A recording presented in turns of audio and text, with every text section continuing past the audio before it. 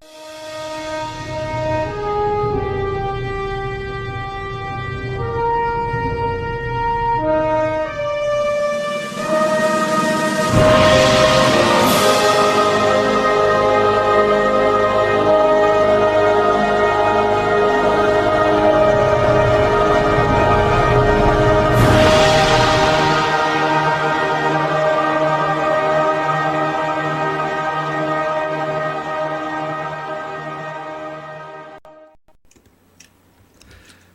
evening, everyone. Welcome to Film Snobbery Live. I am your host, Nic Baisley, and I'm joined tonight, as usual, by my co-host, director Jerry Cavallaro. Jerry, we got a full house, so go ahead and say hello to the good people out there.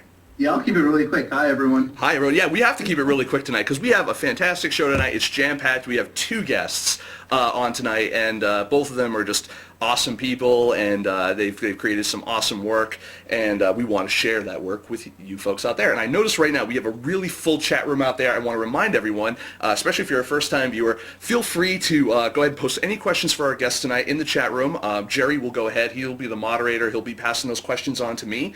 And with that being said, questions for who? Well, let me talk to you about our guests we have tonight. Our guests we'll be doing kind of a dual interview thing tonight, so we've got two guests. First guest, you know her as a very prolific screenwriter, shows like Buffy the Vampire Slayer, Angel, Firefly, and one of the most recent ones, Torchwood Miracle Day, Miss Jane Espenson, and also as along with her, we have another very awesome dude and really awesome person, online personality. He's so awesome he goes by one name, and we love that. His name is Cheeks, and he is the co-producer and one of the writers on Husbands the series, and which is also Jane's series as well. One of the new series that she's producing. Let's welcome both of them to the show right now. Hello. Hello. Hello. Yes, I'm very happy to have both of you on the show. Thank you so much for taking the time out. I know that you guys have been busy with New York Comic Con and obviously just work in general. Thank you. Thank you. We're very happy to be here. Awesome. And so let's get it started real quick. Let's Cheeks, why don't you go ahead, tell us a little bit about Husbands the series, because we're going to actually show an entire episode of this in a couple of minutes, but why don't you warm up the audience a little bit by telling them what they have possibly been missing recently?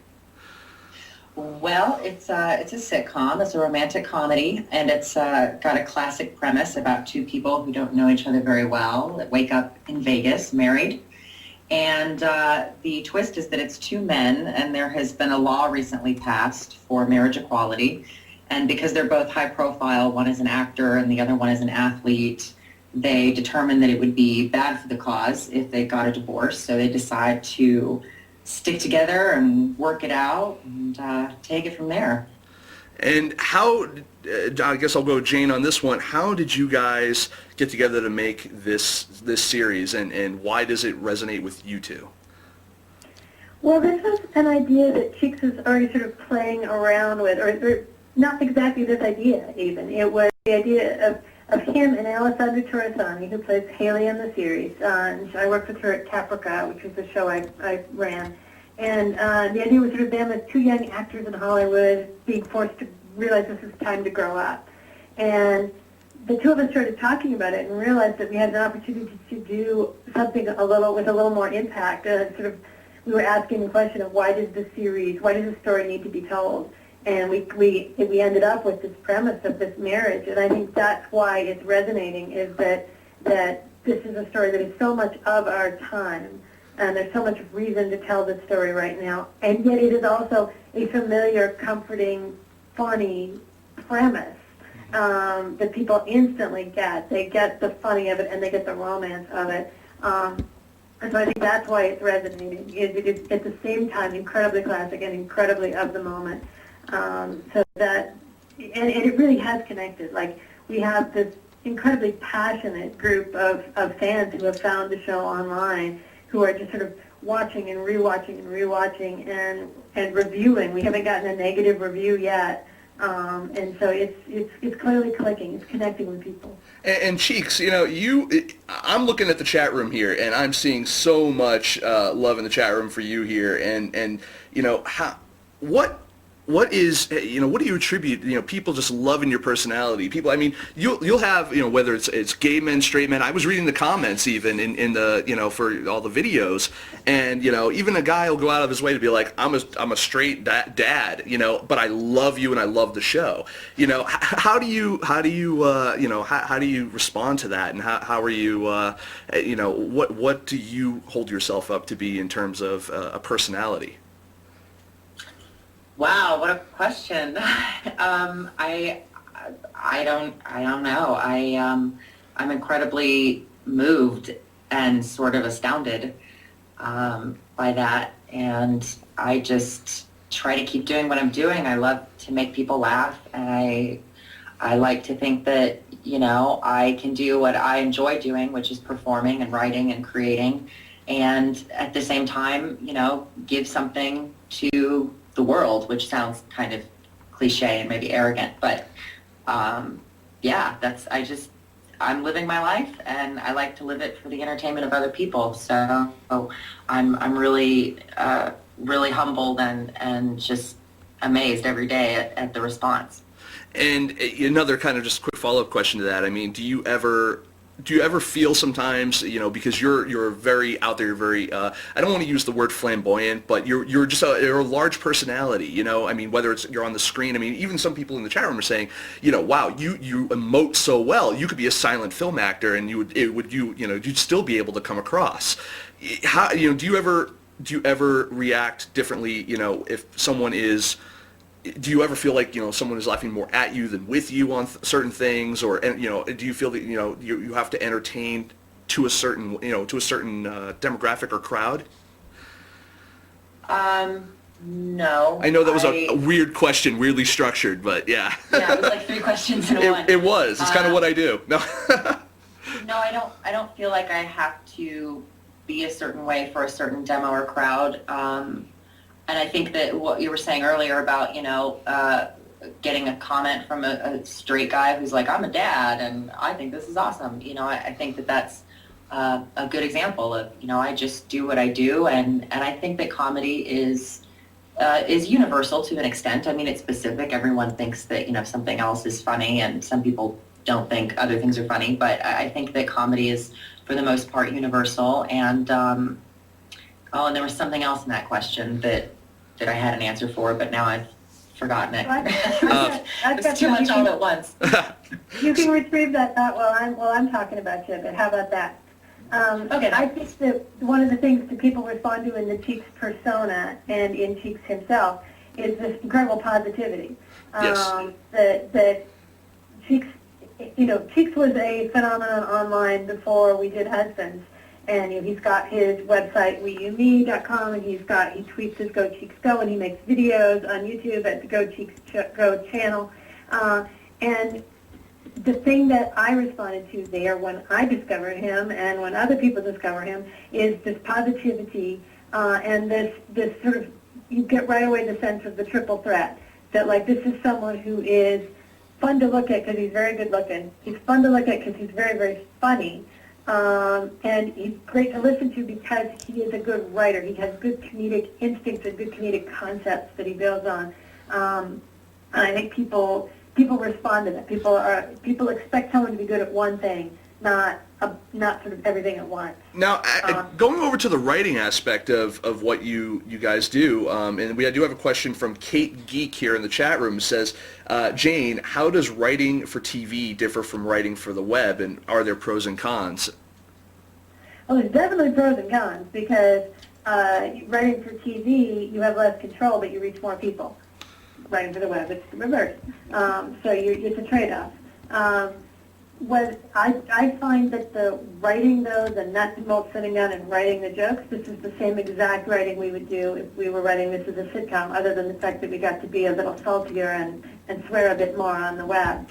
And this is obviously content that TV is sort of still deciding how much they want to embrace the content. But in terms of just sort of writing the jokes, writing and writing the moments and getting in and out of the scenes. It's just exactly like writing for TV. If you can write yourself a web series, you have the talent you need to write for TV, and vice versa. Gotcha. Now, and how about you, Cheeks? Have you had an opportunity to do a lot of writing before this as well, before Husbands? I wrote my material for YouTube, and I also studied sketch writing at the Second City. Mm-hmm. Yeah, you're Second City Hollywood graduate, right? Mm-hmm. Yeah. So you're well adept. You're very good at improv, and did that help you in not only the writing but the acting as well?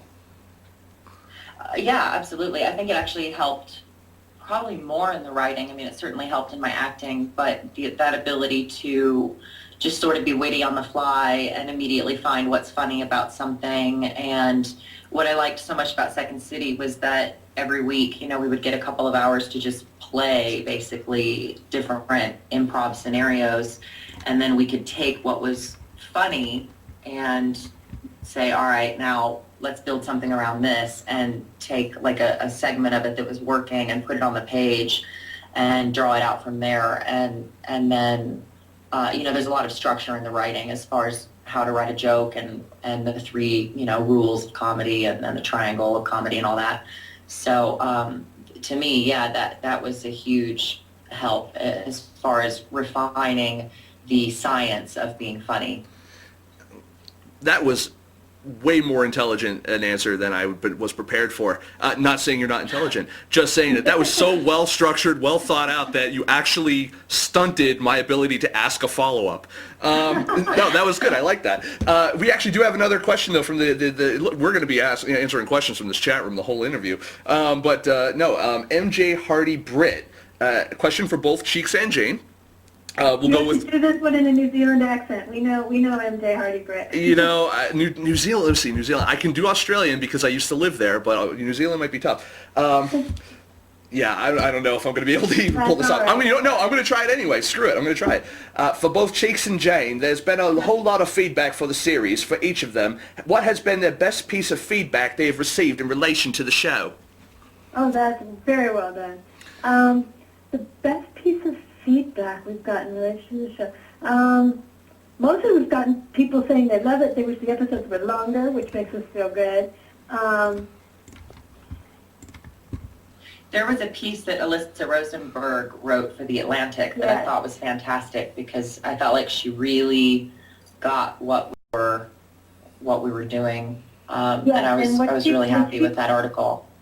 What she pointed out in particular was a thing we had sort of stumbled across without realizing it, which is when we developed the tagline for the show, we came up with "They're doing it wrong, that's their right," and I was just sort of playing off right and wrong. But she pointed out that sort of the heart of the show is that this is again a couple making mistakes, and that part of the whole marriage equality argument is and needs to be sort of like everybody has the same right to fumble through life making the same mistakes as everybody else. Nobody has to be a model minority. Like everyone's going to do stuff wrong. Well, I know, and I totally agree with that sentiment too, because even when I was watching it, I didn't feel that this was a gay couple having an argument or having a tiff or trying to figure out who they are in their relationship. It was a couple having that discussion, and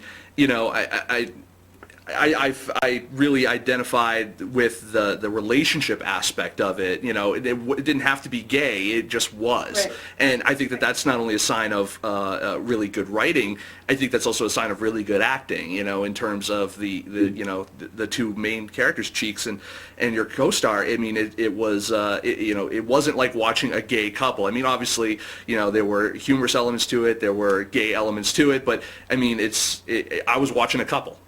And That's exactly what we wanted. This is a young couple making the same mistakes any young couple makes. Now, we got another question here from Ben New Creative for Jane. I don't know if this is necessarily, maybe you can refute whether it's true or not. He says, I know that you've been hoping Husbands will get picked up by a brave network. How do you think web series will impact how producers market shows to networks? And do you think they will start to be used in a work-in-progress way to sell ideas versus anything else?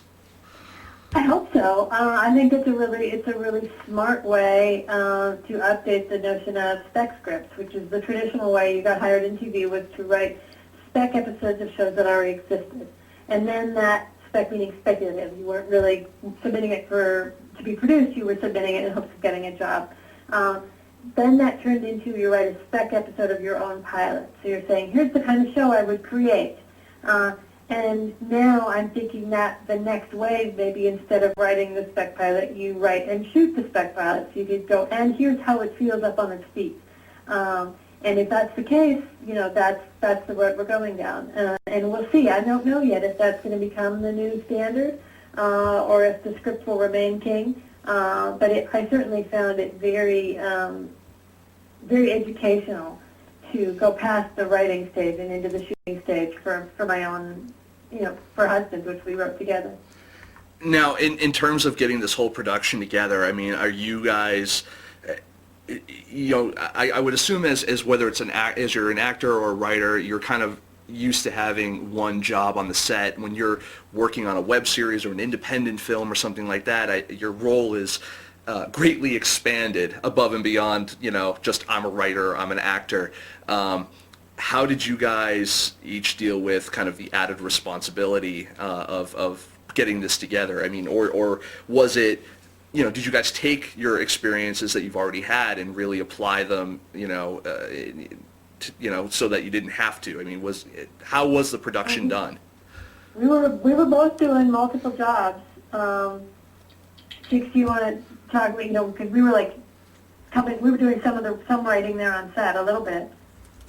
Yeah, we did. We did a little bit of, in between takes or whatever, just sort of sitting around like, well, what if we said this? Or I think the crew was kind of a barometer as well. If we thought a joke was really working and the crew didn't really react, we would surprise them, like between Jane and I, say, well, let's try this line and see how they react. And, there'd be a big reaction and we think, okay, all right, we'll change that. Writing was really the only other hat that I wore on the set, because I trust Jane and Jeff, our director, Jeff Greenstein. I trusted them so much about all the other decisions as far as, what looked good and what the performance should be like and whether or not we were going to make our day. So I really just tried to focus on being the talent, which just means sitting around eating M&Ms while everybody else does a bunch of hard work. Really, so. With all the green and brown M&Ms taken out. Including buying breakfast burritos for the crew in the morning and stuff. But I was also, doing other projects at the same time. So sometimes I would be writing an episode of some other show during the breaks between shooting scenes of Husbands. So there was a lot of multitasking. And though, for all the multitasking, for all the hard work, I mean, for what you guys are putting out on the net, and we haven't actually shown a clip yet, which I think is the next thing we need to do, to kind of let's introduce, for those who aren't fans of Husbands yet, who should be, let's introduce them. We actually have we're going to show you the entirety, because they're only a couple minutes long. We're going to show you the entirety of episode 3, and when we come back, we'll have a little bit more here with Jane and Cheeks, and hopefully you guys are enjoying so far. Keep the questions coming in. We'll try to get to as many of them as absolutely possible.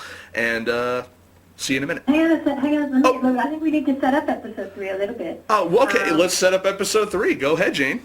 Which is, at this point in our story, they have woken up, they've realized that they've gotten married, they've got this marriage certificate, and they are worried about whether or not this information has gone public.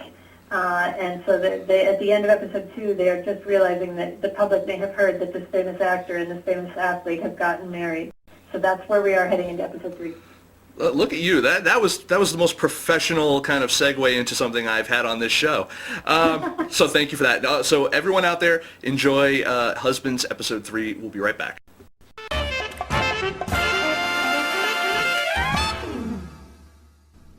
Haley, where did you end up last night? I lost track of you. Call me. I might be married. Kisses! First baseman Brady Kelly shocked the sports world last year by letting us know which team he really plays for. And now he's added to his stats with a quickie Vegas wedding to the flamboyant actor known as Cheeks. Wonder if Kelly gave him a diamond. Popular gay Michael Buckley, what's your take on this? Well, it's raising eyebrows, that's for sure. Yeah, I dare you to raise an eyebrow, Botox boy. The first marriage under the new law, and we get these two clowns, clearly drunk, half naked, out of control. Says who? Show me the footage. Here's another look at the footage. Oh, well, how about that? In closing, I would like to thank the Academy and the rest of America can suck it. You can suck it. You can suck it.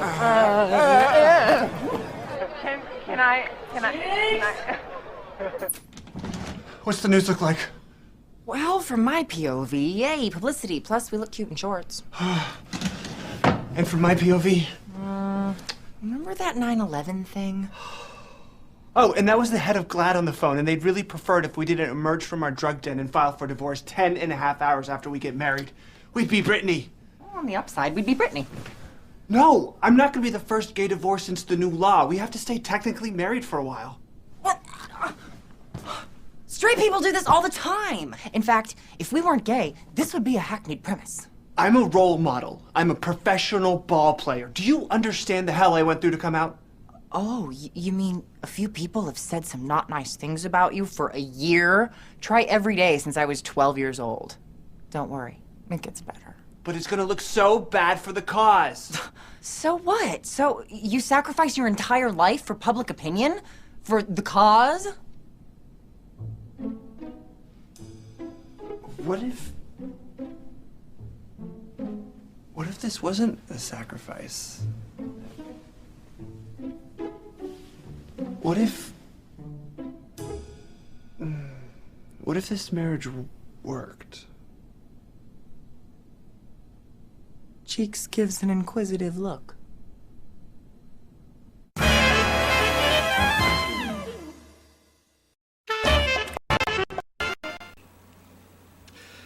We're back, and I had a hard time not laughing through that whole clip while we were away. Let's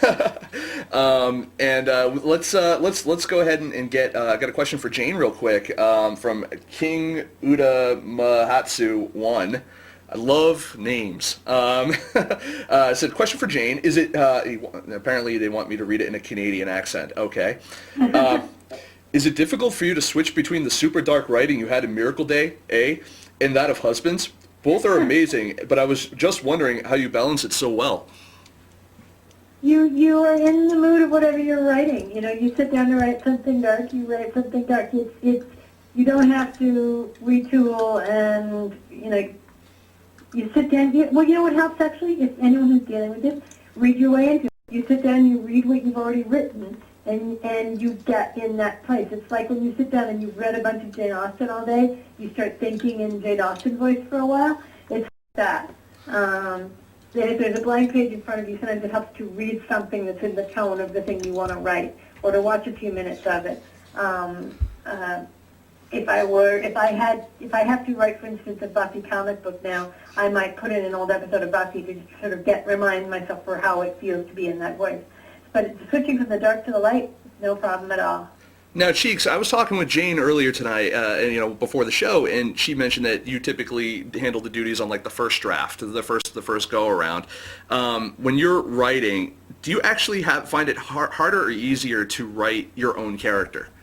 I mean, because you're writing you, but I'm assuming you're writing a slightly different version of you. Sure, yeah, but I mean, it's a character that's so much a part of who I am that it's way easier, way easier. I mean, I don't even think about it. I might get tripped up and, write something and then think, wait, that's too simple. That's not how that should be said. It should be said in some grand, fabulous, abbreviated, slangy way. For the most part, I think it's way easier to write that voice just because I know it so well. And I got to tell you, the one thing that really impresses me when I watch things like Husbands, where there's a lot of modern jargon, as it were, is that you guys, and this actually is true of Jane's writing as well, when she's doing things, whether it's Buffy or Miracle Day or whatever, you guys typically are able to write in a way that, I guess the only thing I compare it to is that you write in a non-Diablo Cody kind of way, where you're able to it's like what you say and have your character saying seems to feel a lot more real than just like, no, insert popular cultural reference here. Right. Yeah. Yeah, well, I mean, that's more or less how I talk, and that's how my friends talk, and a lot of what I write in that sort of young language feel is stuff that's happening. I mean, I'll hear somebody over say something, at a restaurant or one of my friends. I have a friend who's always calling me and telling me the new slang, and like the other day, my new favorite thing is gel box, which means jealous. So like, I'm so gel box of those shoes. So, and like that's what a small circle of people in Hollywood are saying right now. So I'll put that into a script because, I hear my friends use it. And so I think that it's an authentic thing to begin with, which is why it flows more naturally. It's funny, actually, X of 1013 on the chat room says Cheeks needs his own Cheeks Speak dictionary. Which actually, I'm not gonna lie, I think that or a Cheeks soundboard would rock. I'd put that on the show. I would say something stupid, and it would be, I just press a button and there would be a comeback there, but it would be all Cheeks. That kind of is like the Cheeks self. You have ringtones, yes, Cheeks? I do. I have ringtones on iTunes. The name of the collection is Put a Ringtone on It. So if you search Cheeks on iTunes, you should be able to find that. And yeah, I would definitely, I'll have to put that on my list of things to do, to maybe put out another album of updated phrases and sayings and such. Nice. Yeah, we actually had another comment here from the chat room. Ben Jamsky says, I'm embarrassed to say that this is my first taste of Husbands, but now I know how I'll be spending my night after this. Yay, thank you, Ben. So, and actually we have, let's see, there was another question. I think it got lost. I think Jerry Slacken, it got lost in the thing here, but it basically said that, how do you guys deal with, all of the social media and stuff that you guys have been, getting off of this? I mean, you guys have a lot of fans that basically learned about even this interview from, say, Twitter and Facebook. And, how do you guys manage, your online personas and kind of interact with your fans? I mean, do you find that to be do you find that to really help in terms of even the viewing numbers of Husbands and other stuff that you guys do? Yeah, absolutely. I mean, it takes a village, that's for sure. We work with Brian Rada from Brian Rada Consulting, who's really done a fantastic job at helping us keep everything there's so many different accounts and passwords and things to keep up with, and he really has done a fantastic job in helping us keep all that straight. And I mean, it's enjoyable, it's, for me, it's not a thing on my agenda. I like being able to go on and see different stories or hear different things that people are saying, or see the different lines of the show that people resonate or are responding to, that resonate with them. So, I mean, for me, it's just like meeting up with a group of people who love you, and like, who doesn't want to do that? Yeah, we absolutely love tweeting with fans of Husbands. Tweet at both of us, at Jane Espenson and at Go Cheeks Girl, and tell us what you love about Husbands. But before you do that, you should probably rewatch the whole thing. Go to husbandstheseries.com, rewatch it all, and then come tell us what's your favorite line. Yes, start at episode 1 and make sure you get all the episodes. Honestly, 11 episodes. There's only 22 minutes entirely, so because each episode is very short, like 2 minutes. So if you got a lunch break, you can watch the whole season. And you can laugh, and then you'll be going and you'll be quoting cheekisms all the way for the rest of your workday. We do have another question from Sam Bard Prince. Okay. How many seasons do you foresee Husbands having, as in how long do you feel you can continue acting, writing for this show? I'm sorry, I screwed up. He said also in a French accent. I will at least just add a for that. And I feel that will segue us enough into it. What do you guys think? I mean, how long of a life do you guys see your Husbands going for? I think it could go a very long time, because a lot of these newlywed shows, the newlywed premise wears off after a couple of years, but at that point everybody's so invested in the characters, they want to keep going. And I think 10 years from now, Brady and Cheeks are, running a kennel and adopting 5 children. Running a kennel. We have a Dalmatian plantation. I will say, introducing the Jack Russell Terrier was absolutely hilarious. I thought that actually was my favorite. What's his name? Jack Russell Terrier mix. Yeah. Yeah. Do you guys typically end up having to split up, the comedic duties of the show? I mean, how often do you guys rewriting each other's jokes? Or, I mean, are most of the stuff that stays in there as far as the colloquialisms, is that mostly Cheeks? Or how is the script actually, when it's all said and done, if you had to put percentages on it, is it a real 50-50 or is it, turn out to be more of like a 70-30? I guess it's 50-50, but it's sort of different tasks. I think most of the joke writing might be Cheeks, but I gave it a little more of the structure, figuring out where to have certain things happen. I don't know. Do you feel that most of the jokes are yours, Cheeks, or did it end up being more 50-50? Oh, I feel like it's very 50-50. I mean, more than really anything I've ever worked on collaboratively. I think that it's an awesome fusion, and that's one of my favorite things about it is, I don't feel like I'm accepting credit for something that I didn't really have a lot to contribute to, and I also don't feel like I'm sharing a lot, for something that I did all the work on. I mean, it was actually really fun when we started showing the episodes. I noticed that every other week, different lines would, people would tweet their favorite lines and quotes and things, and one week it was, the line that stands out is a Jane line. That was something Jane wrote, and then the following week, the line that would stand out would be something I wrote. And so I really feel like there's, just a perfect marriage, if you will, of our writing styles. And, and so much of it is, I would set up a joke and not have a very good punchline, but I'd just put something in there to, sort of fill it in, and then Jane would go in and fill it in. So she'd have the punchline, but the joke wouldn't exist without the setup, and it worked that way, vice versa as well. And our joke voices are very, very similar. One thing I do well is chameleonship. Like, I can sound like another writer. That's a good skill to have for a long career in TV writing, because you're trying to sound like the showrunner of your show, the person who created your show. So if I'm writing on a Joss show, I'm trying my hardest to sound like Joss Whedon. So I tried to sound like Cheeks. But the great thing is Cheeks already sounds like me. Like, the way we write, we already have very similar senses of humor and very similar approaches to jokes. So it's hard to tell which jokes are Cheeks and which jokes are mine, because we sound like each other. And in fact, there are some jokes that I now no longer remember which of us wrote, because they've got both our fingerprints on them. They feel like both of us.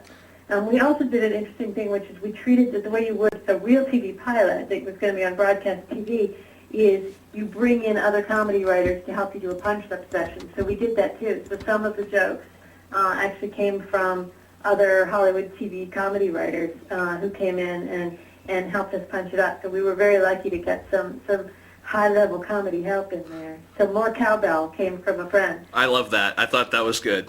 Yeah, I love that one too. That was neither one of us. Yep. And so actually, Kate Geek here in the chat room says, I've already used IDEHTW in real life. Nice. I don't even have the words. Nice. And then let's see. Another question here from MJ Hardy Britt. Are we going to get a blooper outtake reel before the next season? We were hopeful that there would be some bloopers and outtakes, but our editor informs us that because these were also handheld cameras, the cameras were usually pointed the wrong way when something funny happened. So I don't think we had that. We did film casting sessions and things, but I don't know, we have to talk about what we need to do in terms of supplemental content. And let's see here. Okay, here we go. Another one from Kate Geek, actually, for both Jane and Cheeks. Moving forward, if you make it to the boob tube, will you keep up with the internet content for your fans who found you here and have a strong connection because of that? And I guess that is a kind of good question, because you do see things that start out online and then they move to something else. And I think there might, do you feel that there could be a disconnect between that online crowd, that online fan base, and say, a traditional television fan base? Oh, not a chance. I think maybe with a different creative team, but if I could have it the way I would have it, we absolutely would have a lot of supplemental content to have online, and hopefully, I mean, I intend to make that part of our pitch. I have great ideas for what we would keep online, and it wouldn't be just, there'd be episodes on television and then like little mini clips or something online. It would be an entire separate story, sort of like the Battlestar episodes that you worked on, Jane, that were, you know, specifically for the web, and they featured characters and had whole storylines and arcs taking place. I feel like there's a whole world we could create online that would actually not only simultaneously run with the television series, but also exist during hiatus, during the summer and things like that.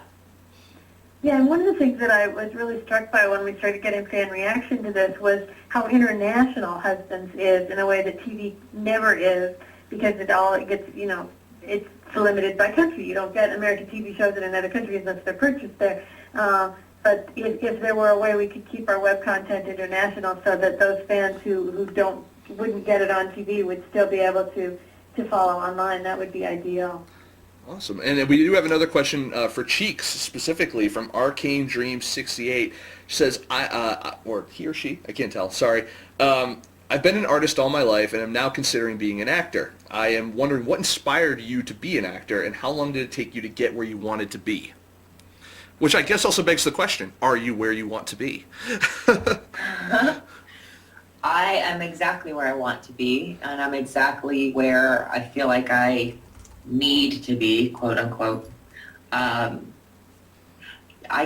don't know if any one thing. I mean, I grew up performing, and I remember, like, I could barely walk, and I would stand up on the counter at fast food restaurants and sing Jingle Bells to people, and so it was just sort of a natural thing for me. And then I was definitely more interested in the creative side the older I got, and I started a film club in high school, and then actually came to LA to study film, and I wanted to go into writing and directing. And my film professor, I made like a spec music video for one of my classes, and my professor said, because I was in the video as well, she was like, why aren't you in front of the camera? Like you can do the behind the camera thing when you're in your 50s and you've made all your money. You should be in front of the camera until then. And so I thought, well, okay, maybe you have a point. And I went back into performing, and that's when I started doing Second City. So I can't say that there was any one thing that inspired me to become an actor. I think that you have to really care about it more than anything, because you have to put up with a lot, and you know, it's a lot of hard work, and it's a very weird world. So I think that you really have to have it in your blood.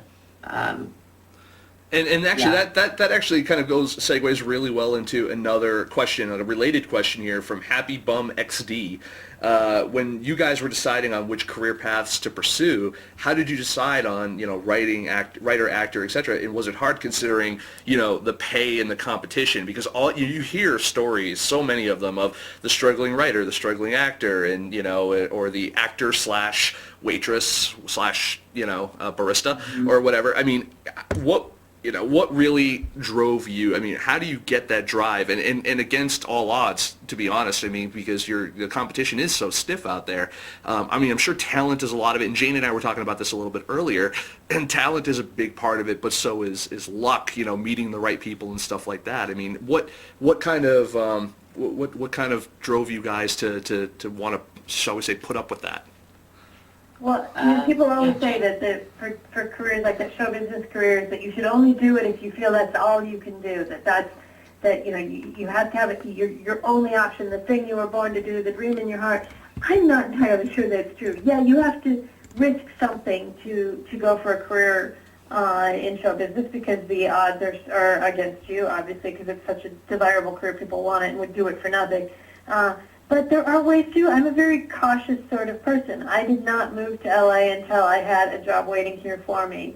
I didn't just jump in. I got not just a college degree, but graduate degree. You know, so I had what I thought were marketable skills. So it wasn't me sort of casting everything to the wind and going, you know, show business or broke. Actually, sorry, just a very, very quick question, because you mentioned you got your graduate degree. How relevant is that degree in terms of, quote unquote, applying for a job as a screenwriter? I mean, it's not like applying for a regular, okay, I want to go work at, you know, Denny's or something, you know what I mean, where you have to have a marketable skill there or something like that, you know what I mean? Is there a... Oh, no, it didn't help me with getting a writing job at all, but it meant that I had a fallback. Gotcha. Yeah, there's really, the most useful thing you can do to study for writing is study something that's not writing. If you've got a law degree or a journalism degree or a business degree or a medical degree, that's far more, or you've studied to become a private detective or something, that's much more likely to be useful for you in a writer's room and getting put in a writer's room than film school or an English degree. You can pick up writing on the street.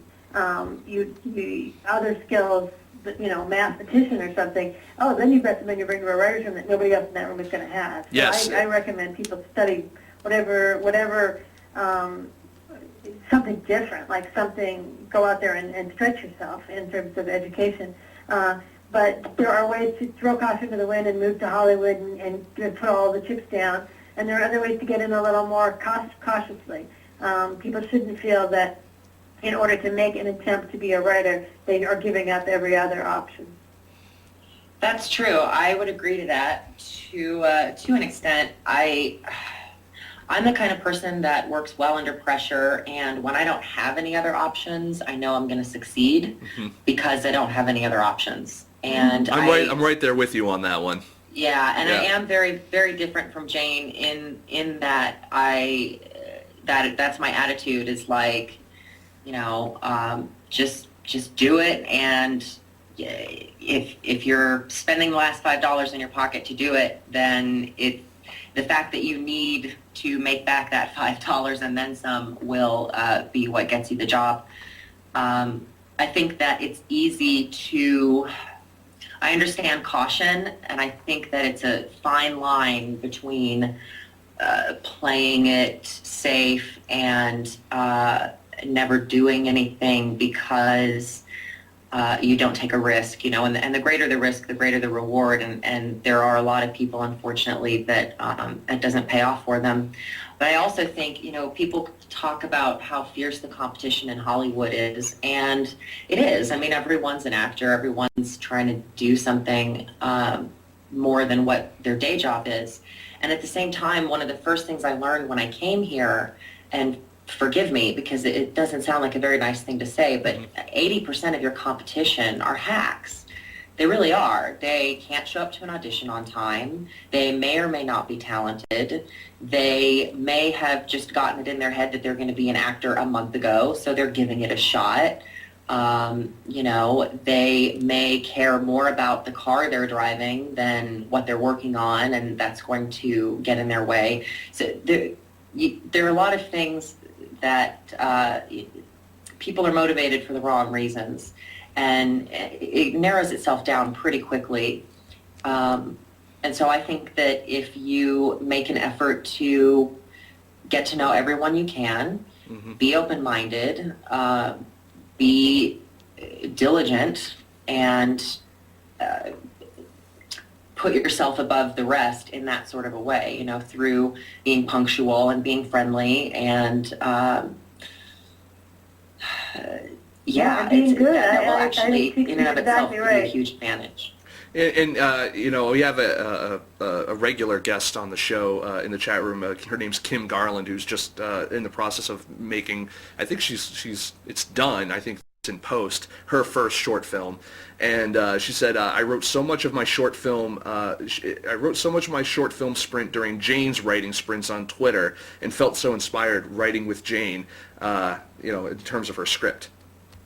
Yay! Yeah, and that's one of the this dovetails perfectly into what we're talking about. Yeah, I host these little writing sprints on Twitter. And host is a loose word. I go on Twitter when I have to work, and I tell people I'm going to work now, and suggest that they work during the same time I'm working. And this has turned into this sort of motivational thing that people love because they know I'm here working, and they know a bunch of other people are working, and it's that great feeling. You feel like you're in the reference room at the library where you're surrounded by people working. And you get great amounts of work done in a short amount of time because you're not pausing. You're just working because everyone knows you're working. And that's one of the things that, people think that that it's impossible to break into TV, and yet every year in writers' rooms I see new young faces, people who are on their first job. So it is possible. People get hired, and they're the people who work hard, who do things like writing sprints because they're going to have to get that spec done, and they apply themselves and they're good and they pay attention and they learn. And maybe they've taken the risk, like Cheeks is saying, because there is a certain amount of which just moving to LA and giving it a try is now desperately important, maybe even more than it always was. And maybe there are people who are doing it in a more like the way I did, where instead of spending the last $5, it's like just keep the $5 in your pocket to do everything else.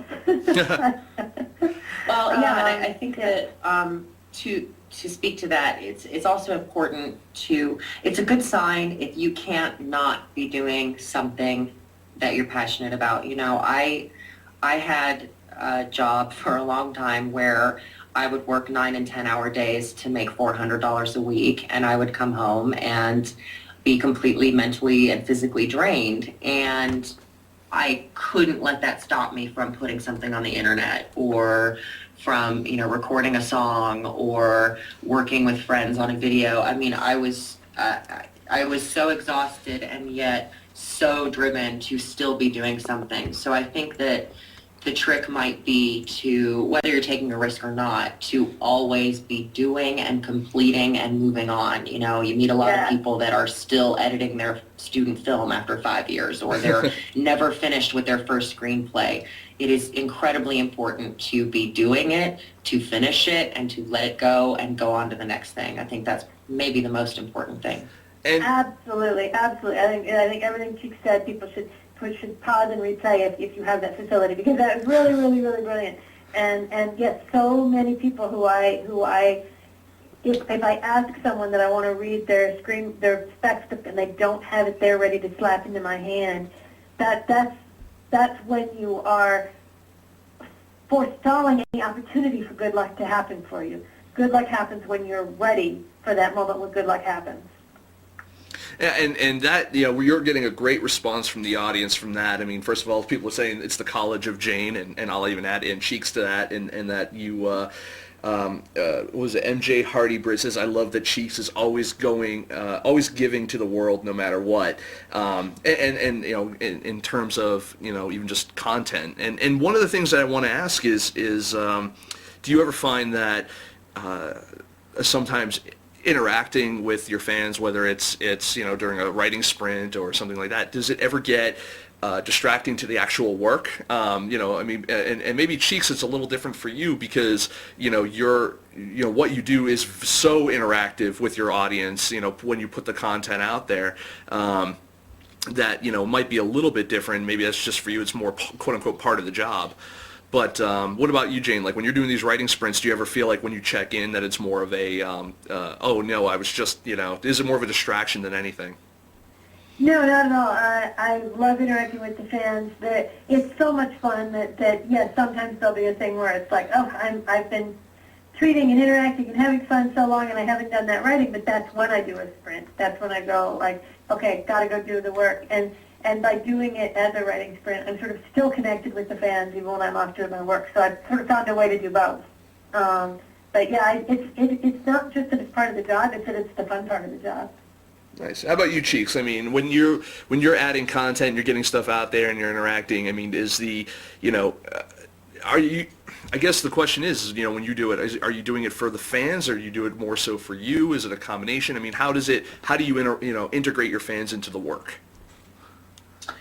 Well, I mean, I do it for them, so yeah, I think it's all the same thing. It's a synergistic sort of. It's both things. I'm doing it, and in doing it, it's spreading awareness of the brand, and getting more clicks or hits and driving traffic. But at the same time, that's obviously that's not what's motivating me. I mean, what motivated the whole process was creating something that people would like, and through interacting with people, and familiarizing myself with sort of the culture of the internet, I think, and submersing myself in that. It's really fun to see the popular elements of what's on people's minds, or the way people talk, or ideas that exist out there, and then putting that into something and putting it back out there, if that makes any sense. No, it does. Actually, this is an interesting point. Recently I saw something on Twitter, Cheeks, where you and I were asked the same question and we gave opposite answers, where we were asked about like writing for ourselves versus writing for the audience. And I said, ignore what the audience wants, write for what you would want to see. And you said like, I'm always, it's absolutely crucial to think about what the audience wants to see. And what I think is interesting is that if you're doing it right, those are the same answer, even though they're opposite. Yeah, absolutely. I totally agree. Yeah, if you are in sync with your fans, writing what you want to see, I think it's the clearest way to write what they're going to want to see. Yes, I think that's brilliant, because it can be confused with pandering to the audience, the audience wants to see, I don't know, blood and gore, or whatever the case might be. And, adding blood and gore into a scene that doesn't need it just because that's what the audience wants, it's not that sort of on-demand writing for viewership. But yeah, completely being in sync with what the ideas and sort of like what's bubbling in the zeitgeist, being in touch with that, and then being able to create it and give that back. Yeah. Nice. And Cake Geek actually has a question about the future of husbands. Will there be a wives, aka lesbians? She said hopefully. Or rather, she said hopefully. Sorry, I read that incorrectly. She said hopefully. Good line reading. There's no reason there could not be wives. Wives are as important a part of marriage equality as husbands. We just happen to write husbands, but if husbands is a big hit, who knows? They have friends. Who knows what Haley's going to get into? We could spin off anything. We could lovingly spin that off. Nice. And let's see here. Now, one of the other things that you guys are so supportive of, and as we're talking about, wives and husbands and lesbians and all this, is you guys are also involved really heavily on, like the No Hate campaign that's online, and all these other things. I've even seen, there's even the quote of in Husbands of "It gets better" and all that kind of stuff. Do you? I guess this question is more for Cheeks, although I think Jane might have an interesting she might have an interesting perspective as well, because she writes so many well-written gay characters. Is that, do you feel a responsibility on behalf of, as it were, on behalf of the community, the gay and lesbian community, to kind of stand up and use the voice that you have for them? Cheeks, I think that should be you.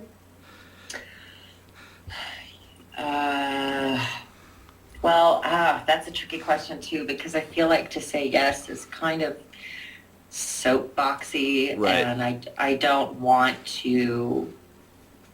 I don't know. I guess it's sort of in the minds of the audience. I do what I do, and if you interpret that as taking a stand or speaking to represent a community, then hey, that works for me. Well, because one of the things I like about Husbands in particular is that it's not didactic. I don't feel that you are on a soapbox and shoving, whether it's a lifestyle or a law or a whatever, down my throat, even as a straight guy, and as you just allow me to enjoy this window into this couple's relationship. And right. Yeah. And yeah, I just wanted to create something funny, and I think that the funniest things come from what you know really well.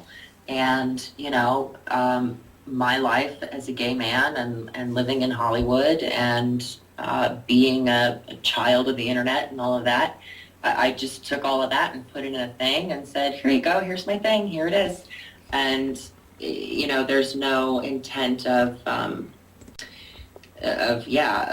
trying to be the voice of anything or lead any sort of movement. I think that to assume a leadership role is sort of to kind of shoot yourself in the foot. sort of like, it's one of the things I like so much about the Occupy Wall Street movement is that there is no established leader, and that, it's sort of a message of the people. And so maybe I'm the voice of the people, but not one single voice, a device in which all of the people speak. Mm-hmm. Yeah, and Kate Geek here in the chat room says, I think it's not so much that they are representing, quote-unquote, us, being the gay community. It's more like their voices are our voices. So, yeah. Sure, and my voice will not be some other person's voice, and I don't think that's specific to being gay either. So I think that's the beautiful thing about the internet is one person says, here's this thing, and other people say, oh, I resonate with that, that's my voice, or this is what I think is funny, or this is my perspective too. And it doesn't have to be specific to your sexuality or your background or your income status or your age. And so I put it out there for the people that will resonate with it, not specific to any sort of demographic. Now, on the other hand, though, Chief, suppose if we're going back and forth, writing drafts and sending each other jokes and things. If I had written a joke you found offensive and didn't want to say because you felt it would reflect badly on the community, wouldn't you have said, no, I feel I have a responsibility? I wouldn't have said that I feel like I have a responsibility. If it's a cheap joke, if it throws the character under the bus, or if it makes a group of people look bad just to be funny, then of course not. But I mean, if you were writing, if we had some evil mob boss or something who made some crass homophobic joke, or if we had an evil gay villain who was a drug user and, was this horrible representation of a gay person, I wouldn't object to that because that kind of person does exist.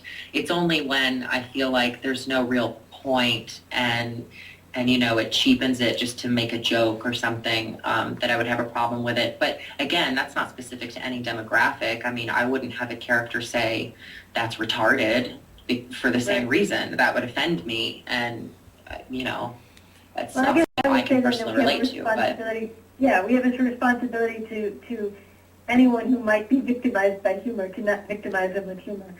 I don't see it as a responsibility. I'm sorry, I didn't mean to cut you off. No, I didn't mean to cut you off. I don't see it as a responsibility. I see it as a sensitivity and a kindness. I wouldn't be that way to someone's face, so why would I put that in a work of art or entertainment? That's good. Mm-hmm. No, there's so many comments here going on in the chat room about this specifically that it's, first of all, one of them was Occupy the Gays, which I thought was really funny. And another one, Ben Jamsky says, just like Anonymous, the message is important, not the leader. And more than one occasion, people are saying that they think Husbands is the show that will kind of open the doors for other shows to take this idea and expand on it. And that, I hope so, but I hope we get a chance to expand on it more first. Yeah, MJ Hardy, Cheeks is super polite in this interview. He always is, but extra polite today. I don't know. Maybe did I catch you on a good day, Cheeks? Is that what it is? I'm having a good day. Because we can curse on this show, and we're more than welcome to. It's the internet. We can do whatever the hell we want. Well, just because you can do something doesn't mean you should. Oh, I see how it is. Now you're going to make me the asshole. No kidding. Well, I mean, don't get me fucking wrong. I have saying if I want to. But, no, I mean, yeah, I try to be kind because I think that there's no point in not. Well, and also, I think that not just being kind for the sake of being kind, but also to sort of be unique, because there's so much humor on television and on the internet. It's so snarky, and it's really funny to cut people down, and I think it's kind of easy to do that, and the whole insult thing and the cynicism that was really popular in the 90s especially. Mm-hmm. I like to see characters that really care about each other, and they, even when things are hard, they lift each other up, and if they give each other a hard time, they're doing so in jest and lovingly, because I think that that's the kind of relationship that you want. Those are the kind of relationships you want in your own life. And Again, another comment that I had something to follow up with, completely forgot. That's someone else here in the, let's see, who was it? FSR 2011 says, a bare honesty, rare these days. No, it's kind of interesting as far as seeing how Husbands is put together, how it's been received so far. And you mentioned the cynicism online, and cynicism in general for some people in comments. How do you guys? I was, like I said, I was reading through the comments on like YouTube and stuff on a lot of the episodes. I didn't see a lot of, or any for that. Now that I think about it, any bad comments. Have you guys received any negative feedback on the show so far? And how do you guys deal with that? I mean, obviously it's the internet. A lot of it you can just hit delete and it goes away. But I mean, how much of it is founded? How much of it is unfounded? And how do you deal with it? Well, there hasn't been a lot. There hasn't been a lot at all of negative feedback, and I will leave it. If I see a negative comment or something, I mean, unless it's outright, hateful with homophobic slurs or anything. But I really haven't seen anything like that. And I know that, I mean, I get Google alerts. I've seen what people who aren't crazy about the show have to say about it. But it is not, it's just not for them. When I see someone say, oh, well, this was trying way too hard, or it's over the top, I'm like, well, okay, it was an intention of the tone of the show to be like a campy sitcom, like you might see from the 50s or 60s. So clearly that's not your style of humor, and you didn't understand it, and that's okay. And I had a friend recently who was in a video that went viral, and got hundreds of thousands of hits, and called me and was like, how do you deal with people saying that you're hot and that they want to marry you, and thousands of other people saying that you're the ugliest thing that ever walked, and this and that? I'll tell you how I deal with that. I say thank you. I just say, that's it. I say thank you. Well, and what I told her was that nothing that a person says about you on the internet can be worse than sitting there saying bad things about somebody on the internet.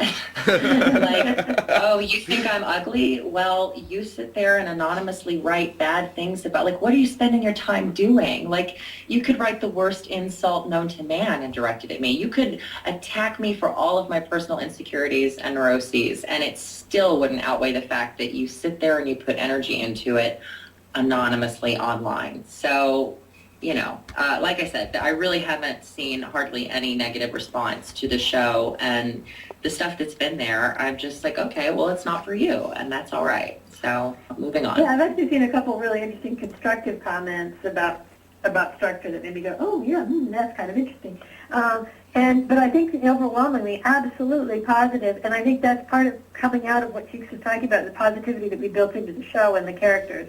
The characters of Cheeks and Brady love each other and support each other, and even when they're in conflict, they support each other. And you're never afraid that they're gonna be genuinely angry with each other. They amuse each other so much, and that was the thing that we were actually, when we were casting, we cast Sean Hemian in the role of Brady, who's fantastic. And one of the things that we were constantly looking for in the casting session is, does the guy who's coming in and reading for this role look like he is amused by Cheeks? Does he love this other guy? And that was one of the wonderful things we loved about Sean, is that you could see that. You could see that Brady thinks Cheeks is hilarious, and you can see that in the series. If all you've seen is episode 3, I recommend you go check out some more episodes, because I think you're gonna like the energy and the feel of the show. Oh, absolutely. That's a really good point, Jane. I just wanted to say really quick, I think that like attracts like. And, if you go to a snarky website, like a snarky gossip celebrity website, that's, oh, well, she said this, and supposedly they're sleeping on, around, and blah, blah, blah, and what is she wearing? The comments and the type of audience that attracts will be very snarky and mean. And I think the fact that that is not our content, that's not our material, that's not what it's attracting as a result.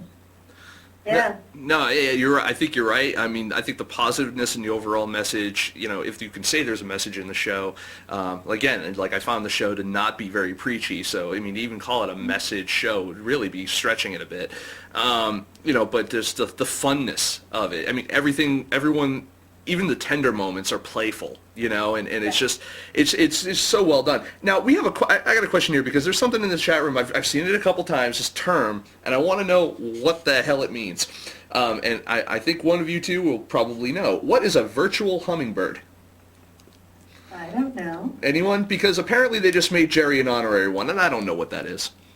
Well, Cheeks is sort of a hummingbird, I suppose. Maybe. That is a new term to me, but from what I can gather in the chat, it must be some sort of a fan-given name for like fans. Yes, Cheeks fans must be hummingbirds. I buy that. I could see that. Let's see. Oh, yeah, and it's a virtual hummingbird. We flutter around spreading the husbands. There we go. Oh, right, because they're sort of going out there and sticking their noses in flowers for us. They're going to websites and ways that we could reach out to fans. And I've seen people today tweeting to celebrities on Twitter to get them to retweet links to husbands. And so, yes, of course, they're hummingbirds. That makes perfect sense. There you go. So you have you have a term now. So excellent. Instead of like your adopted children. So I know we've kept you on actually a lot longer than we intended to, but I'm loving every minute of it. So thank you so much for giving your time. I want to know, and I'm sure the audience wants to know, we'll start with Jane, what's up next? I mean, what do you have up after Husbands? I mean, are you going to be doing another season of Husbands and also working on other projects as well?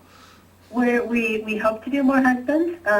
We are getting set now to meet with various people to find out how Husbands could go forward. But the big news today is that I'm working on another show called Once Upon a Time, and today we found out that we got the order for the rest of season 1. So we got our what they call the back 9 order. So we're going to be That's right. Very, very, very exciting. Champagne all around. That's right. It's Miller time. Awesome. It's so exciting. And Jane, I want you to know I sit on my hands when I watch it because I'm resisting the urge to call you and be like, what's going to happen? You can ask me, Cheeks. I'll tell you anything. I know, but I don't want to know. I'll take you up on that, though. I'm a spoiler nut. I don't care. Because I'm one of those people where I'll see all the spoilers, but I'll still go see the movie anyway or whatever. And honestly, I've seen a lot of commercials for Once Upon a Time. I actually haven't watched it yet, and the only reason is because I don't have a television. But my plan is to, you don't need to. You go to abc.com. You can see the episodes of Once Upon a Time online for free. Go there then, and then actually go to Husbands first, people. Go to husbandsandseries.com, and when you're done with that, go to abc.com. I hope ABC's throwing you a little extra couple shekels for that. Nice. And so you've got Once Upon a Time, and it is. I'm assuming that's going to keep you busy for the duration. Yes, that will keep me busy for a long time. That's fantastic. And what about you, Cheeks? I mean, you've obviously you're a huge hit on Husbands, and just by the chat room I'm seeing here, I mean, so many people just love what you do. And are you going to continue focusing primarily on this for the time being, or are you going to go ahead and what else do you have going on? Tell them all. I would love so much to be able to keep working on Husbands. It's a world I love so much, and I love these characters, and I think it would make me the happiest if I could really, keep this going on an even bigger and better scale. But yeah, I'll be focusing on getting all of that and moving that forward with Jane. And as well, I'm working on launching the official version of my website, We You Me. We're in a beta phase. We've been in a beta phase since April, and so we're moving forward to launching a more realized version of that with video programming and a webcomic and a couple of different things. Oh, awesome. And I also have a couple of tracks around here for music that I've been itching to record. So there may be some new music by the end of the year, but it depends on what I get accomplished with the website. That's my first priority. Awesome. So that'll include New Cheeks videos and a couple of different sketches on YouTube and things like that. Awesome. Well, hopefully, with all the work that you're doing, both with Husbands and the website and all that kind of stuff, hopefully we'll have you back on talking about that again sometime.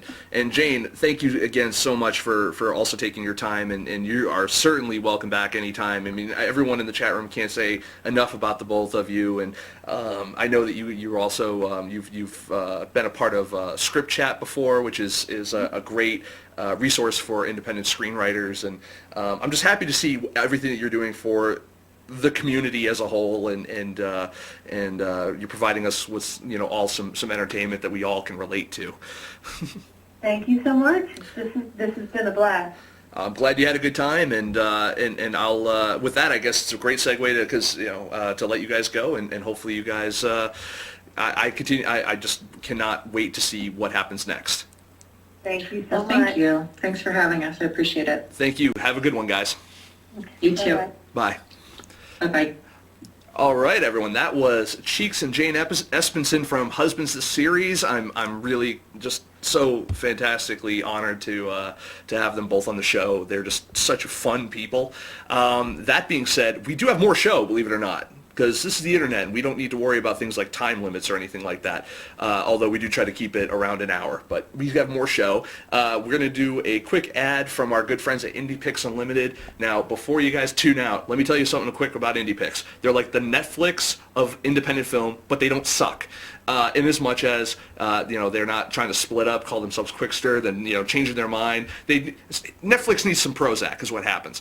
But IndiePix Unlimited is independent films, streaming, great stuff. They got a great selection. You get your first month for free, and they got a low price for your monthly fee. We're going to show you just a quick little ad for them right now. When we come back, we're going to go with our Indiegogo project of the month, the week, and then we'll go from there.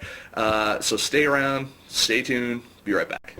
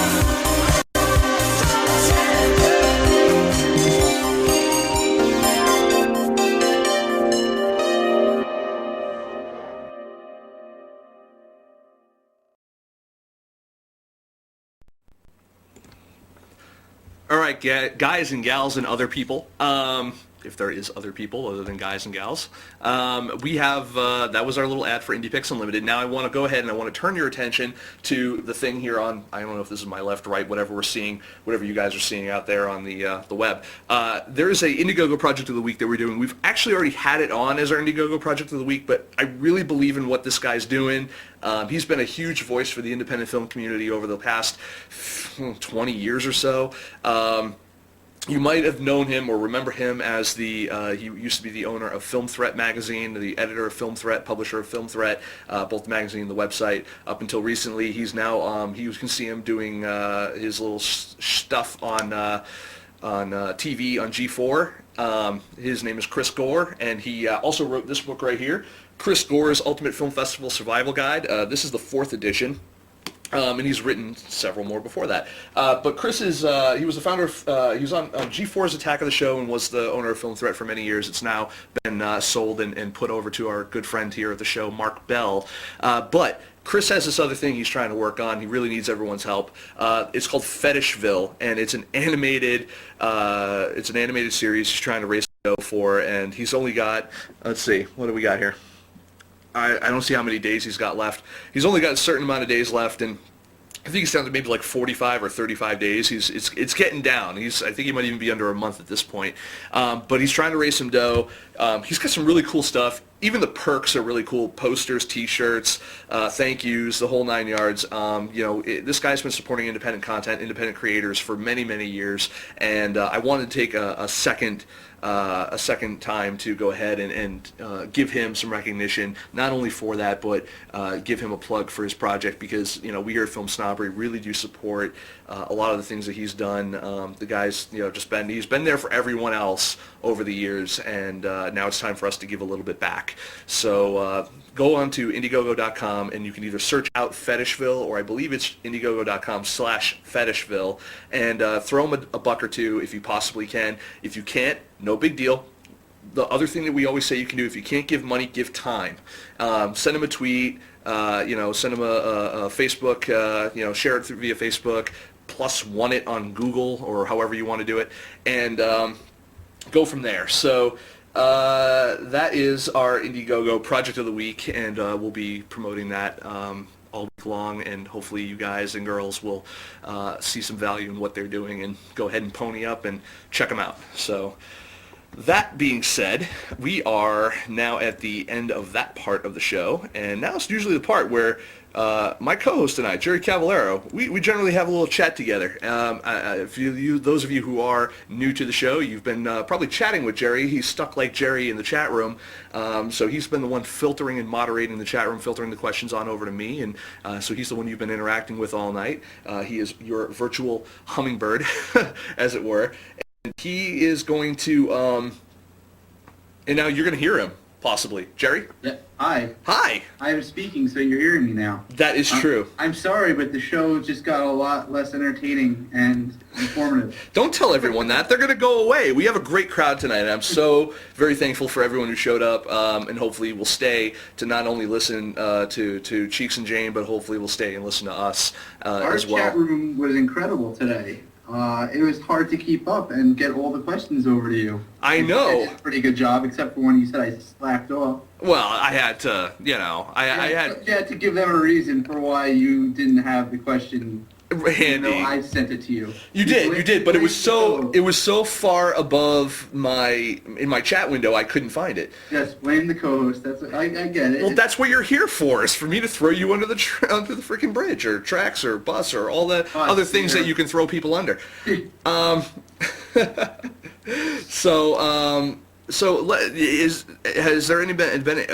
there been anything good going on this week that you've been able to kind of identify or see that you want to talk about this week? You're really gonna just now? This is where the show stalls. Pretty much, yeah. I actually had something, but I completely forgot what it was, because I called you before the show, right, and I was going to discuss it with you and say this is what we should talk about afterwards. But when I called, you were already on the phone with Jane, and then we got into a conversation, and I completely forgot what I was going to tell you. And it was good too. It was something that was actually relevant.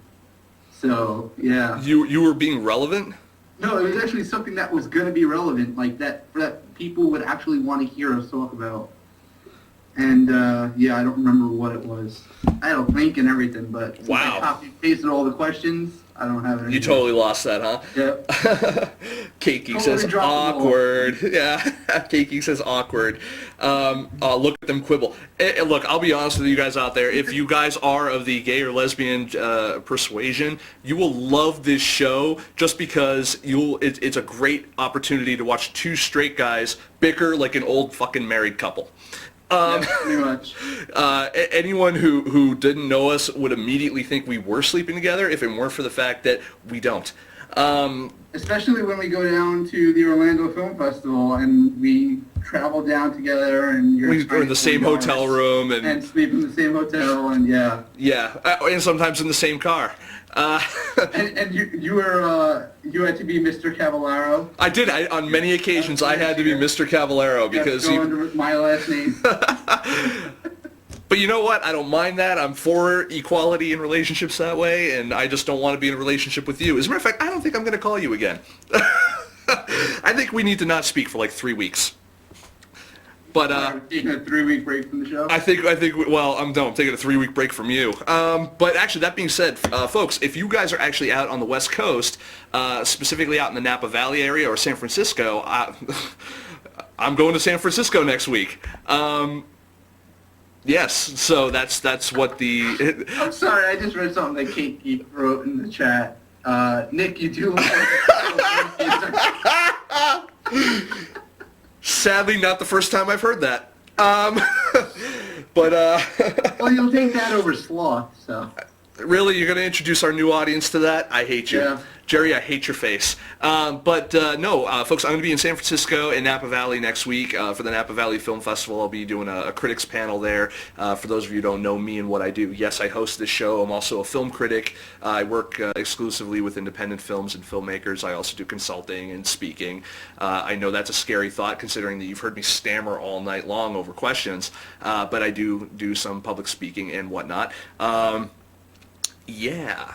So I'll be on a critics panel out there at the Napa Valley Film Festival and basically enjoying an entire week of free hotel room and wine and all that kind of fun stuff because that's the perks of the job. But yeah, Kate Geek says, in response to "I hate your face, Jerry," she says, "But you love other parts of him, right?" I do envy his hair because he has some. I decidedly don't. I'm quite bald. And no, I do not want to dip my bald head in oil and rub it all over his body. So there. Seinfeld reference. Total Seinfeld reference. So I'm anyways. just saying that because then they might be like, oh, that's what you guys did in Orlando. Does Jerry Moonlight is one of those statue performers? He hasn't moved at all. They're referring to your photo? Your photo that's over I'm here. glad you put up the photo of me instead of an image of Aquaman. I figured I would be nice and not introduce you to, again, this new audience by calling you the Aquaman of indie the film. whole sloth thing, so you might as well. The thing is, I don't even think I have it here anymore. No, I don't. I took it down. I'd have to, completely redo it. You're like, oh, he's talented, so... Not at all. I just figure he knows, so why bother? Now we have to explain it because everyone's like, what the hell? Oh, all right. I will. So Jerry is a filmmaker, and he made a movie called Stuck Like Chuck, which you can actually view for free right now over at stucklikechuck.com. And it's a great little romantic comedy. Anyone out there who likes good characters, good dialogue, you'll definitely dig it. Go check it out, preferably after this show. Jerry's a very talented screenwriter, very prolific guy. The only problem is that he can't really seem to get a break in the industry. He's had many great opportunities, and he's had his work in front of many really talented and respected people in the industry, but he just can't seem to get that one first break that he needs to get in. So what we call him, and also he tends to be largely ignored by the general populace. So we've dubbed him the Aquaman of indie film because Aquaman is nobody's favorite superhero. So that is pretty, he's cool enough to be in the Justice League. He just doesn't get any respect. There you go. So that's pretty much it. FSR 2011 says he needs my help. So okay. All right. He'll take it, believe me. Get in touch with me. StuckLikeChuck.com, JerryCavallaro.com. Get in touch with me on Twitter. I get stuff. I'll take your help. Kate Geek says, dude, that's your movie. I watched that last week. Loved it. Wow, thank you very much. That's really cool. How'd you find out about it? Yeah. I'm asking as if she's no. That's okay. She'll she'll respond. She'll hear you. But yeah, we actually here at FilmSnobbery, we focus on independent film and filmmakers, actors, actresses, producers, screenwriters, the whole nine yards. We were really happy to get Jane on because her body of work is just absolutely phenomenal. It was great to get Cheeks on to get his perspective on so many different things and talk about their series. And actually they brought up their publicist and PR guy Brian Rada, who I will definitely say awesome guy. I will definitely concur with what they were talking about during the show. Awesome dude. I actually booked this interview walking around a Walmart at midnight. And Brian called me on my cell phone, and Jerry and I were in, I think it was Georgia, and we were going down to Orlando. And he said, "Hey, I'm coming back from Orlando." Yeah. There you go. Yeah, and he was like, "Hey, let's." I was messing with you while you were on the phone. I was playing with the Optimus Prime. We were in the toy section of Walmart. We passed by, so I kept hitting the button, and you kept walking away. Apparently, Kate got found your site. She uses StumbleUpon a lot, and your website came up. I watched, I laughed, I cried, etc. Nice. Yeah, I'm going to respond in the chat room, and you continue your story about. Yeah, so Brian was cool. He did warn me slightly. He says, now hopefully you enjoy. Hopefully you don't mind. He goes, his cheeks is very. He goes in the series is very gay, and I was like, I don't mind that at all. We got a great gay and lesbian following apparently because they think I'm one of them, as it were. Because Kate keeps saying I look like one of her lesbian friends. So you know what? I'll take it. At least you're watching the show. So, no, I love having different people, of all types and sizes and shapes and genders and gender preferences on the show because what we do is such a diverse kind of. It's all about diversity. I mean, independent film is, in itself this kind of subgenre type of thing that people kind of ridicule in a lot of ways, and we find that it's part of our job to get the best of what's out there in front of you guys. And so it doesn't matter to me if a person's black, white, gay, straight, whatever. Good work is good work, and obviously people like Jane and Cheeks, they're doing good work, so that's up. Yeah. So did you just read Ben Jamsky's comment? Is that what that laugh was? Or a show about a gay couple? Cool. Oh, it's very gay. Well then. Yeah, honestly, that was like the pitch. The pitch was just like, yeah, so you know what it's about? I said, no, I haven't had a chance to watch it yet. And he said, okay, well, it's about this gay couple that, they wake up one day, gay. They find out, and he goes, but it's very gay. And almost like he was trying to warn me off of it. And I was just like, no, it's fine, whatever. But I found that to be really amusing. And I could see how, like, for some publicists, how that could be kind of a tough sell, you know what I mean, to certain sites or people or whatever. But no, we love it. It was great. Let's see. And who Gators Cape on Twitter. Nice. Am I geeky? No, not at all. I got to tell you guys, if you want to talk about geeky, all right, so I got Jane on the line a little bit earlier in the show. It wasn't even during the show. It was before, like a half an hour before the show, and we were talking, and I had such a hard time just chatting with her because she's written at least an episode of almost every TV show that I watch. Going all the way back, Buffy and Firefly and I mean, even further back than that. I mean, I'm not even like a huge like Galactica fan or anything like that, but you go back to oh geez, let's see. I actually happen to have a lot of her stuff up here already. Yeah, and Star Trek Deep Space Nine and dinosaurs. I mean, who can't remember dinosaurs? Stuff like that. So it's like, I've literally been watching things that she's written going as far back as like 1994, 1995.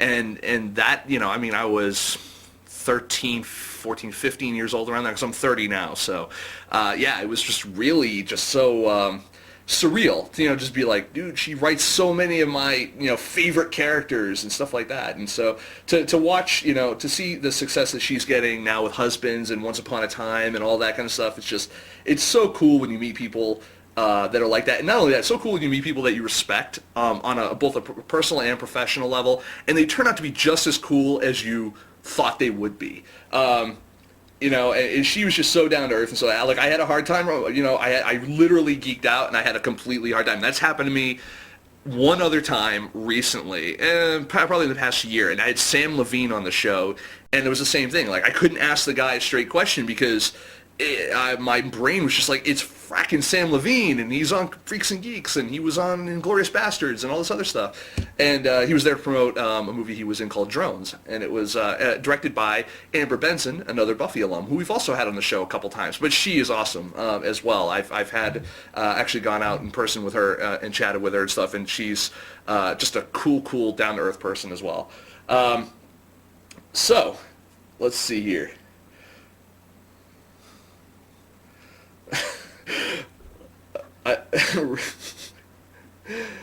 Let's see here. I think Brian's gonna have a heart attack when Cheeks listens back to the full podcast. But anyway, you know what? Honestly, let's see. Kiki, my pickup line is: I'm a Gators, Scaper, Whovian, Browncoat, Babylonian, Trekkie. What are you? The ladies love me. Love that. That's a good quote. I like that. That being said, folks, we've been on now for about an hour and a half, and we've had a great night, great guests. Next week, we're actually not going to be here. I apologize to anyone adding this. Archive of this show should be up in the next 24 hours or so, because I've got tons of other stuff to post as well. We just came back from 3 different festivals, and we'll be posting a bunch of interviews with other filmmakers and writers and stuff like that as well over the next few days or so. I'm leaving on Tuesday to go to San Francisco. I'll be in San Francisco for a day or so. Then I'll be over in Napa for about a week. I'll be in San Francisco again for another 24 hours or so after that, and then I'll be flying back home to Massachusetts where it's cold again. Happy to go to Napa in November. But that said, folks, try to join us here as much as you possibly can every Thursday night. Again, not next Thursday, but every Thursday night at 10 p.m. Eastern Standard Time here at FilmSnobberyLive.com, or if you're on checking us out on Justin TV / I think it's Film Snobbery Live or something like that. I don't really use their link very much. Join us in the chat. We always have great people. We've got tons of we got tons and tons and tons of great stuff and great content coming, and we hopefully will be getting more great guests like Jane and Cheeks on in the near future. Hopefully we'll keep all of you guys and girls out there as viewers, listeners. If you want to follow us on Twitter, we're twitter.com/filmsnobbery. You can also follow us on Facebook, facebook.com/filmsnobbery. Please like our page, and you can go and check out new interviews and stuff like that, filmsnobbery.com every day. We've got great columns, great interviews, great reviews of independent films and other stuff. It's great. It's such a great site. And I don't just say that because I run it. It actually is a great fucking site. So, that said, let me see. Hold on. Let's see. Yeah, someone asked, do we have a backlog of episodes that you can watch? Yes, you totally do. We actually will be posting our new show archive page in the next couple of days or so. In the meantime, you can actually look up Film Snobbery live over on Blip TV. Blip.tv, and all our episodes are there as well. We will, so we'll be getting a show archive link up here on the main site, FilmSnobberyLive.com, in the next couple of days or so. We just totally redid the site recently, so there's a bit of a, changeover for a few things, and you know how it is. So we'll get you straightened out, and so. That's it. Followed, liked. Also, follow Jerry, twitter.com/getstuck. And go to his website, www.stucklikechuck. That's not why I was going to interrupt, though. I was actually going to say, before we ended it, speaking of Twitter, though, at Quinn_art, they wrote in on Twitter saying that they were really sad that they couldn't join in for the show because they're on iOS and the show is Flash. Oh. So I just wanted to give them a shout out and say we're sorry, but hopefully you'll be watching this in the archive. Yes. And by the way, the archive is H.264, so it doesn't matter if you're on an iOS, it doesn't matter if you're Android, it doesn't matter anything. You can watch all of our shows on any device because that's what we do for you guys. That also being said, if you are using an iOS device and you want to watch this live, download the Justin TV app, the viewer app, and you can actually watch our show on that. Okay, I wish I knew that because that tweet was from an hour ago, and I just kept forgetting to mention it. That's okay. That's all right. But yeah, now I know for next time. And if they watch the archive, they'll know for the next show. Yep. So sorry about the inconvenience. We'll get you on the next one. We do have some great guests that are in the hopper.